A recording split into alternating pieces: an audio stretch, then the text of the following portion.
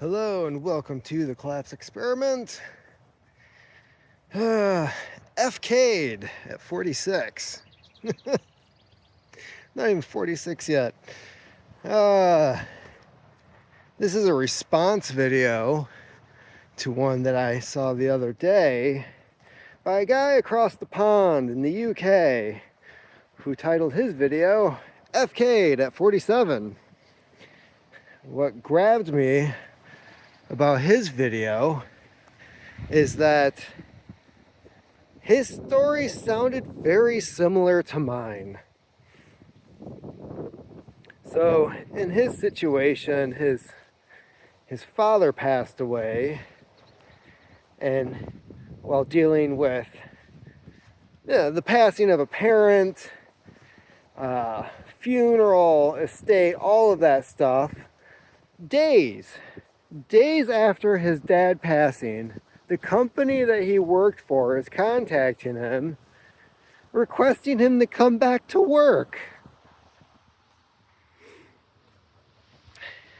I had a very similar situation where when I turned 30 was a weird one for me. Going through a divorce, my great-grandmother died on my birthday when I turned 30. If there's not a clue about mortality, if there's not a message there, I don't know when there would be one. So no, I go to the hospital that I was working for, say, hey, there's gonna be a funeral in a week, blah, blah, blah.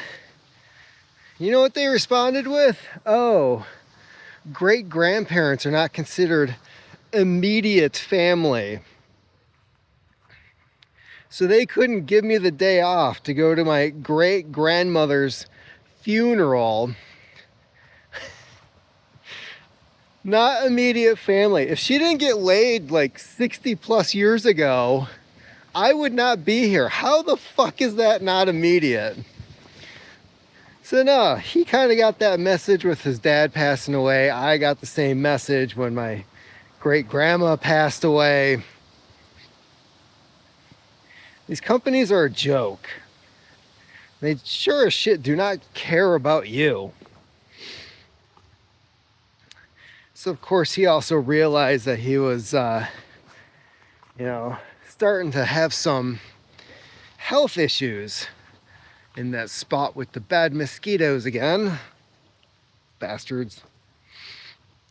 Thought they would have died down by now, but plus it's like 50 degrees out. What the hell? So no, he started realizing that he needed to start taking care of himself. As I did. So what did he do? He started getting regular exercise, taking supplements. Watched the video with Dr. Rhonda Patrick to figure out what exactly he should consider to take in order to boost his health. And sure enough, he's taking a lot of the same stuff I started taking. Not as many things, but he's got the start. He's doing it. Bastard. I'm starting to see a lot more of this. And I'm happy to be seeing this. Because it means that more people are starting to take responsibility for their own health, for their own well-being, realizing that going to work isn't the meaning of life, that companies do not care about you. And he didn't say this, but I'm sure that he had like some kind of guilt knowing that after his dad passed away that maybe I should have spent more time with dad instead of working 60 plus hours a week. Which is the type of situation it sounded like this guy was in. You can't go back and change the things that you were doing before, but you sure as shit can definitely change the things you will be doing in the future. So I'm going to link to that video in the description because I think more people should check it out. I just find it interesting that this guy, he's, oh, son of a bitch. So much of the stuff that he's doing is things that I started doing this year. Things that he started doing this year. And I find it fascinating that so many people are starting to really get the same message, to start doing the same things. Because I think a lot more of us need to start doing these things, realizing that work isn't everything. It's very easy to take care of your health when you're not focusing on stupid shit that really doesn't matter.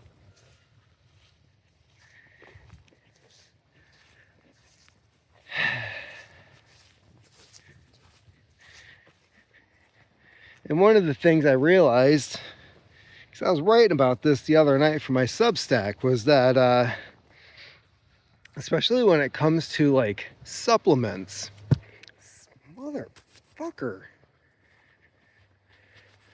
Basically, I'm like a walking buffet, I guess. Is that when you go to your doctor's office and you ask them, like, are there any supplements I should be taking? They're all going to, for the most part, unless you go to something like a DO, they're going to give you the same response, which is, oh, all you need to do is eat a well-balanced, healthy diet.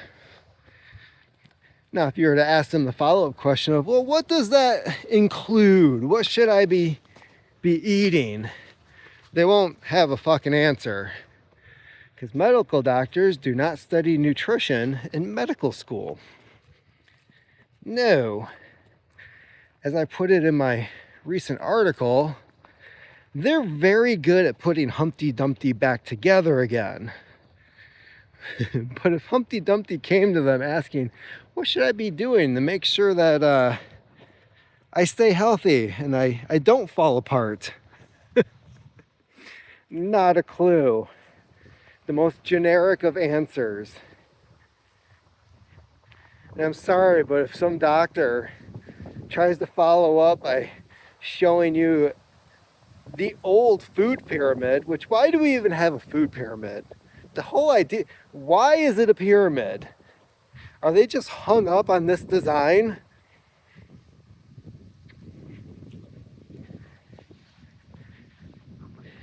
If they try to follow up with that, it's like, well, what they're telling you is they want you to get diabetes and high blood pressure and high cholesterol, and because that is what the food pyramid has done since the 70s. There's literally no reason. And it's from the Department of Agriculture. The food pyramid itself makes no sense whatsoever. Why it's even part of our daily lives or school system. Why it's in any health book whatsoever. This weird generic thing that they just decided to slap together for the promotion of eating more grains and being healthy.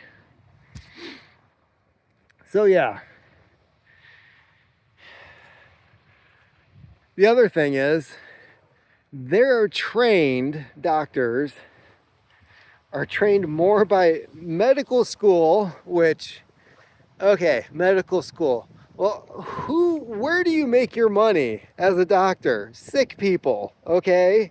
So they're focusing on sick people, not healthy people. If you're healthy, a doctor won't be seeing you. So of course, it's the opposite. They're not teaching you how to be healthy. They're not teaching doctors how to look at or create healthy people. That's not their mission. And the other people, pharmacy reps. Pharmacy reps. Oh, the scantily clad, hottest woman in the office who is sent to these different hospitals with a bunch of food. Food and titties is what they lure in these doctors with. Because half the doctors are, by that point, middle-aged. They're looking for their second or third wife.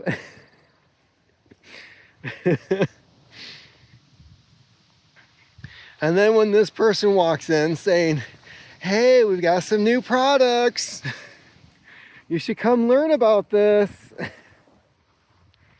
They're not there to hear about the product. They'll pretend to listen. But yeah. So, these are the lessons that people should be learning. And I have a feeling that a lot of them, ever since 2020, are now starting to pay attention. They're now starting to figure these things out. Unfortunately, it took after that guy's dad dying for him to figure out, maybe this isn't what I want to do with the rest of my life. And maybe I should start focusing on my own health after my dad passed away. Maybe I should stop listening to the doctors who are trying to stick a needle in my arm for the last 5 years. Which again, it's not like the doctors knew what the hell was in that substance that they were trying to stick in your arm, right? No, that was again sending the hotties into the hospital. Hey, we've got this product. We're in the middle of a pandemic over here. This is the one thing that's gonna get rid of it. Ooh, okay.